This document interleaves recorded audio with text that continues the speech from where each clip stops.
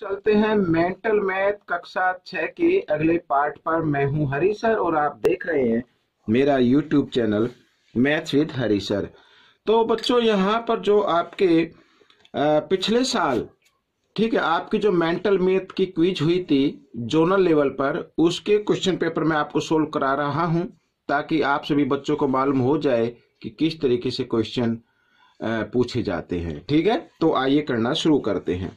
तो यहाँ पर हम अगला पार्ट लेके आए। देखिए ये भी बहुत ही आसान है।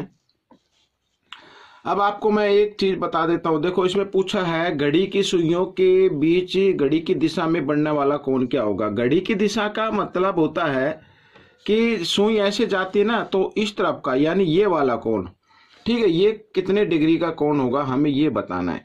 अब बच्चों हमेशा के लिए याद रखना, 1 बजे जो कोण बनेगा वो हमेशा 30 डिग्री का होता है, 2 बजे 60 डिग्री का होगा, 3 बजे 90 डिग्री का होगा। तो इस तरीके से याद रखना, 1 बजे है तो 1 बजे कितने डिग्री का होगा, 30 डिग्री का कोण बनेगा। ये आपका उत्तर रहेगा। ठीक है, अब आप ऐसे टिक कर सकते हैं। आइए अगला कर लेते हैं। देखो छायांकित भाग का भिन्न बताओ। अब बच्चों देखो यहाँ पर तो ये पूरा भाग है, ठीक है, 4 है और चारों ही क्या हो गए, शेड हो गए, तो इसको 1 लिख लीजिए। यहां भी आप क्या कर लीजिए, 1 लिख लीजिए इसे भी। और यहां पर प्लस का साइन लगाकर यहां पर देखिए, यहां पर 4 पार्ट है टोटल, तो उसको नीचे लिखना है और 1 पार्ट को ऊपर लिखना है। तो इसको भिन्न में अगर आपको लिखना हो 1 और 1 2, तो आप इसको लिख सकते हैं 2 1/4। इस तरीके से इस पार्ट को आप लिख ले और यही आपका आंसर बन जाएगा। ठीक है, देखो कितनी आसान है।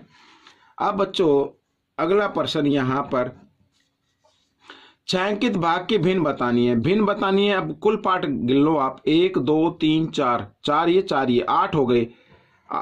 तो कुल भाग नीचे आएगा और शेडेड यानी छायांकित भाग कितने, 1 2 3 4, ये 4 ऊपर आ जाएगा, घटा का निशान।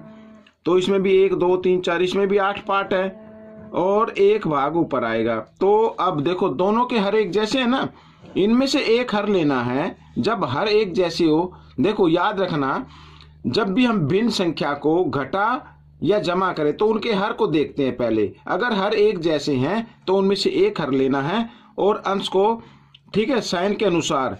अब घटा इसमें तो सॉरी, मैं पहले घटा की फॉर्म में लिख लेता हूं, बाद में लिखेंगे। तो 4 घटा 1 इस तरीके से लिख लेते हैं। ठीक है, अब आप 4 में से घटा दीजिए, 3/8, ये आपका उत्तर बन जाएगा। ठीक है, आइए अब फिर ये देखिए प्रश्न नंबर यहाँ पर आ गया 38।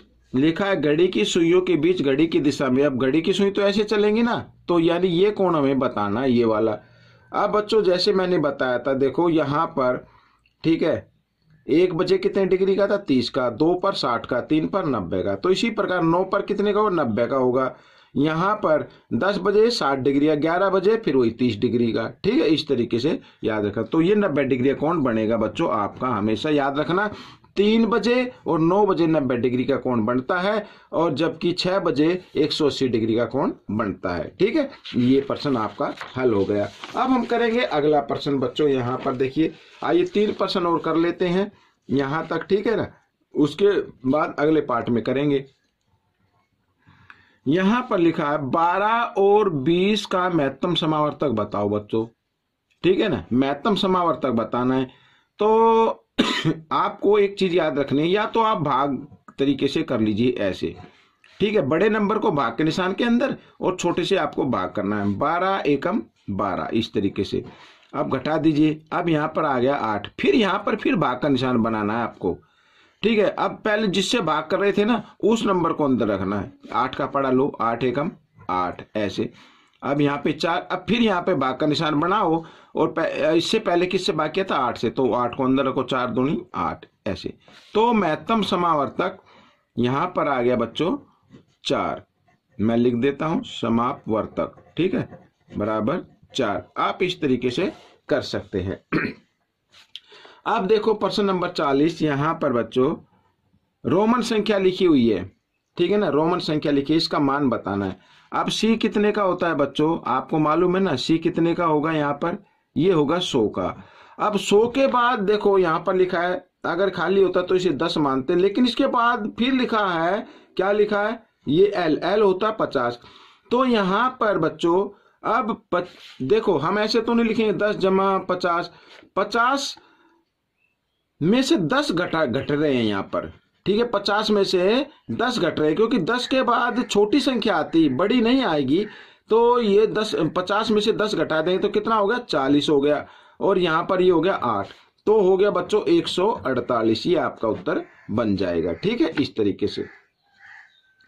अब यहाँ पर प्रश्न नंबर 41 जो आखिरी है यहाँ पर, आइए इसको भी कर लेते हैं।